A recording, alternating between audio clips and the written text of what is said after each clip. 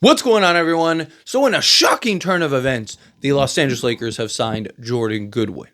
Now, in all seriousness, this was expected. We knew this was coming. Made a video about it yesterday. Even talked about it 2 weeks ago when he only had 5 games left, right? So last night was Jordan Goodwin's last game that he could play on a two-way contract, which means he wouldn't have been eligible to play the rest of the season. He's been such a big, integral part for this Lakers team, particularly, even starting at times, but doing the dirty work, being the hustle work guy, right? Being that kind of Swiss Army knife for the Lakers. And we'll touch on that here more in a moment. So it kind of, and I talked about this several times, kind of gearing up for this moment that hey, what is going to happen is they're going to take their time. They're going to wait until his two-way contract expires, or not expires, but the games he no longer becomes eligible. And then they'll end up waiving somebody, likely Cam Reddish, to then bring in Jordan Goodwin. And lo and behold, yesterday was the last day, right? Lakers come in today, waive Cam Reddish, and then bring in Jordan Goodwin. So yes, Cam Reddish is officially waived. Touch out Cam Reddish here for a moment, and then we'll jump into Jordan Goodwin and the signing and everything. Cam Reddish, it's a bummer, right? I've always liked Cam Reddish, right? You waive Cam Reddish for Jordan Goodwin. I want to make that clear before I, give, a little sob speech about Cam Reddish, right? The Lakers made the right choice. You waive Cam Reddish, you bring in Jordan Goodwin. Jordan Goodwin's just been better at all the little details, right? And that's the problem with Cam Reddish. I have always been a Cam Reddish guy. I mean, dating back to when I began this channel, I was making videos about Lakers should try to get Cam Reddish and this and that, right? I've liked Cam Reddish since he was at Duke, coming to the NBA. There was several times where the Lakers almost traded for Cam Reddish, right? And I really do think Cam Reddish just needs a place that is willing to give him a year or two to really grow and develop. He needs to go to a place that believes in him, right? Because if he goes to another contender or something, he's just going to keep falling down this rabbit hole because Lakers want to win, right? And Cam Reddish had great games, great moments, right? He is literally a competent offensive game away. Not even great, just competent offensive game away from being one of the premier 3-and-D guys in the league. I mean, the guy is, 6'8", with a 7'2" wingspan, hyper athletic, moves his feet well, can defend 1 through 5, got good size, good strength. I mean, the guy has all the tools to be a legit great two-way guy, and yet he just isn't that. And it's unfortunate because I do think Cam Reddish is a gem in the right situation, right? I just don't think the Lakers are a team, one, that they never really develop guys, right? They're not known for their development, right? And two, the Lakers don't have the time and patience right now because they have Luka, they have LeBron, they're trying to win a championship to kind of just throw Cam Reddish out there for 25 minutes a game and let him be terrible, right? I'd like to see, because he's still only 25, he still has room, he still has potential. I'd love to see him kind of get a fair shake, get an opportunity, and see what he can do. Again, I do think the Lakers made the right decision. I do, if I remove my Cam Reddish bias, right? He wasn't great. He didn't really, yes, he had moments defensively where he was great, right? And kind of did his best Jared Vanderbilt impression last season and all that stuff. But he's not good at the little things, right? Can't really dribble, can't shoot the basketball, can't score offensively, which is crazy because he was a good offensive player coming into the league. I mean, he was averaging 14, averaged 14 his rookie year, right? I think he is a great example of where you're drafted matters and a product of his environment. Right? Because he was great the first 2 years. And then Atlanta ended up going and getting all these vets, which phased him out. And then made the conference finals, which justified that decision. So then Cam Reddish just kind of fell to the back burner. And then they end up trading him to the Knicks. And Tibbs is I don't want him, right? Do not trade him here. And, ultimately, ends up going to Portland and then the Lakers. So it's unfortunate, but I'm rooting for him still. Now, as far as Jordan Goodwin goes, again, we all saw this coming, right? Like, I don't think that this was or is a shock to anybody. Jordan Goodwin has just been better at the dirty work stuff. He's been playing excellent defense, but on top of that, he's a incredible rebounder. For the guard position, he is an excellent rebounder, right? And on top of that, he has a good nose for the ball. He's relentless. Like, at times, Cam Reddish kind of slack back, right? Like, like Jordan Goodwin, he just always seems to be in the right place at the right time. He's strong. He's physical. How many times have we seen him just just take the ball from somebody or rip the ball from somebody?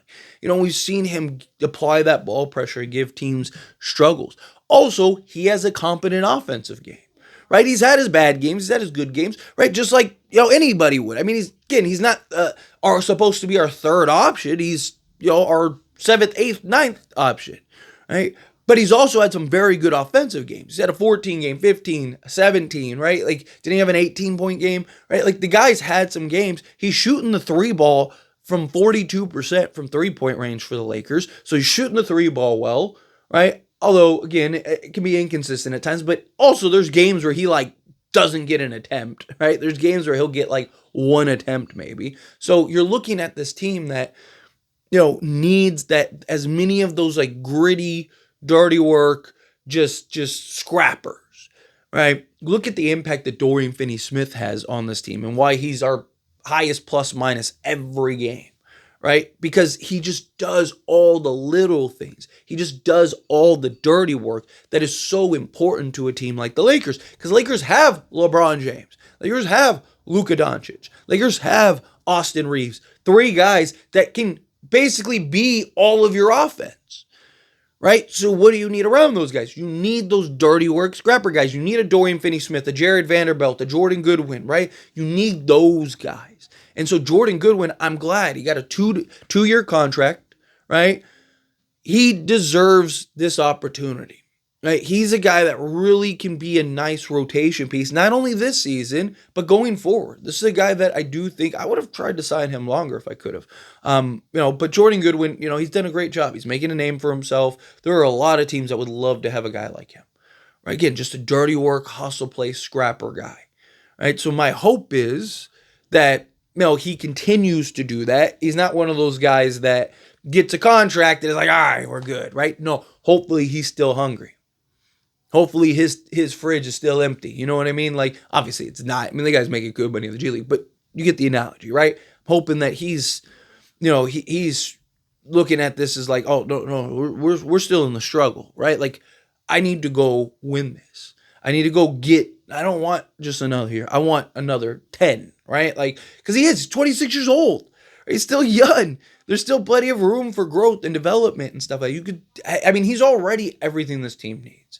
And give him another year or two in the offseason, working with LeBron, working with Luka, working with these guys. Have JJ Redick just helping fix his shot a little better, and just going through the work ethic and what you've seen him do.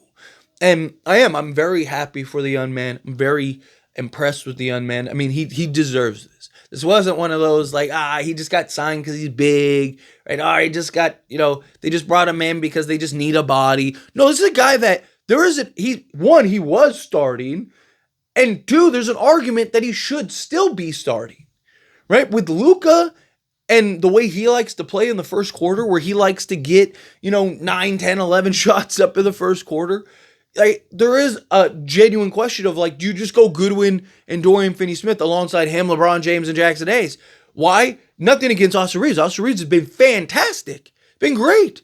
But it's just Luka likes the first quarters. That's his quarter. So do you bring Austin Reeves off the bench so that way he can go and cook and be aggressive, and then just have a guy in Jordan Goodwin who's hey, your only job is to just rebound and defend, right? And then knock down the occasional 3 whenever Luka does decide to pass to you, right? If he did something like that, that'd be fine. But this is a great signing. Again, it's one that was expected. This isn't anything that's whoa, I can't believe that. How did that happen? Oh my God. Right. No, this was to be expected. It was a matter of when, not if. He had been so good. I mean, I even said, I would be genuinely shocked. And nothing really shocks me in the league. I mean, the Lakers traded for Luka, but it would have shocked me if the Lakers didn't go and sign him, right? Now the question is, in closing, is somebody like a Trey Jamison or something like that, what do they do in that regard? If they do waive an Alex Len and bring in a Trey Jamison, then that'll probably be right before the season's over. Like literally, it'll be right before the season's over, right? They'll probably finish this season, because they only got, 10 games left. So they'll probably go through these last 10 games and then bring in Trey Jamison. Or who knows, they might just leave it and just keep Alex Len and just say, hey, he's the guy. It's fine. No biggie. But anyway, as always, this is a discussion and I pass the question on you. Let me know your thoughts and opinions down in the comments below. What do you think? How do you feel? What are your thoughts? What do you think of Jordan Goodwin finally getting that two-way contract into an actual contract? Are you happy for him? Do you think that this is what we've been waiting for? This is what we needed? However you feel, whatever your thoughts are. Either way, I'd love to hear it. So let me know down in the comments below. That being said, if you haven't liked this video, hit that like button. Helps me out. So me enjoy these types of videos, and I truly appreciate it. Not subscribe channel, hit that subscribe button. Turn on the bell notifications. Appreciate y'all. See you in the next one.